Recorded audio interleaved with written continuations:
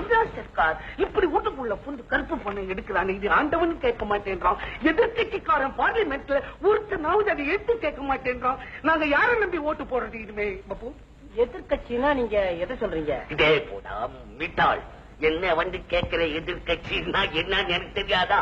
சர்க்கார் எவ்வளவு நல்லது செஞ்சாலும் அதை எடுத்துக்கிட்டு இருக்கிறவனுக்கு பேரு எதிர்கட்சின்னு பேரு.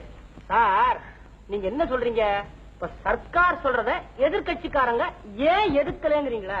நீ எல்லாத்தையும் எதுக்குறான், ஏன் இந்த கருப்பு பணத்துல எதுக்காம உட்காந்துக்கிட்டு இருக்கான்? அதாவது சர்க்கார் சொல்றத எதிர்கட்சிக்காரங்களும் ஒத்துக்கிறாங்கன்னு அர்த்தம். சர்க்கார் செய்யறத ஒத்துக்கிறதுக்கு பேரு எதிர்கட்சியா? என்ன பேச்சு பேசுறேடா பப்பூன்.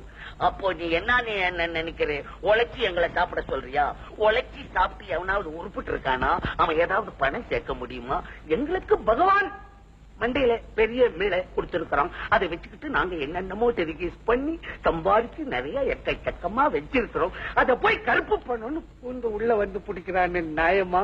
அப்ப பணக்காரன் எதிர்காலம் என்ன ஆமா? அவன் கெஜி என்ன? சார் இந்த நாட்டுல உங்களையும் சேர்த்து மொத்தம் எத்தனை பணக்காரங்க இருப்பாங்க? ஏன்னா ஒரு 40-45 பேரு இருப்பாங்க. இந்த நாட்டினுடைய ஜனத்தொகை என்ன? அது வதவதுன்னு இருக்கு. நிமிஷத்துக்கு 20 குழந்தைங்களை பேக்குறாங்களா? படிச்சிருக்கிறேன். நான் கணக்கு சொல்றேன். 45 கோடி மக்கள். அத்தனை பேருக்கும் உடனடியா உணவு, வீடு, உடை கொடுத்தாகணுங்கிறத அரசாங்கத்துடைய நோக்கமே தவிர அதுக்கு எங்களை என்னடா செய்ய சொல்றேன்? அத்தனை பேருடைய பசிக்கும் பட்டினிக்கும் காரணமா இருக்கிற இந்த 40-45 பணக்காரர்களை காப்பாத்துறதுக்கு அல்ல சார். வீடு ஒரு இடத்துல இருக்கலாம், நிலம் ஒரு இடத்துல இருக்கலாம், ஆனா பணம் ஒரே இடத்துல இருக்க கூடாது. பல இடத்துல பரவணும். ஏழை மக்களுடைய வாழ்வை வந்து பரிமளிக்க செய்யணும். தொழிற்சாலைகள் உண்டாகணும். இதுதான் சார் அரசாங்கத்துடைய நோக்கமே. முடிவாய் போச்சா?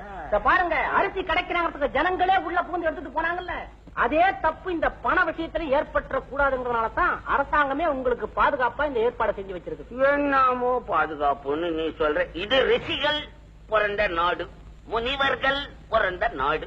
கருப்பு பணத்தை யாரும் தொடக்கூடாது, அதான் நான் சொல்லுவேன். ஏன் உங்க குரல் குறையுது? நம்ம கிட்ட ஏதாவது கருப்பு பணம் இருக்கா? யாரா சைத்தான் எங்க கிட்ட இருக்கான்னு மெதுவா கேக்குறே.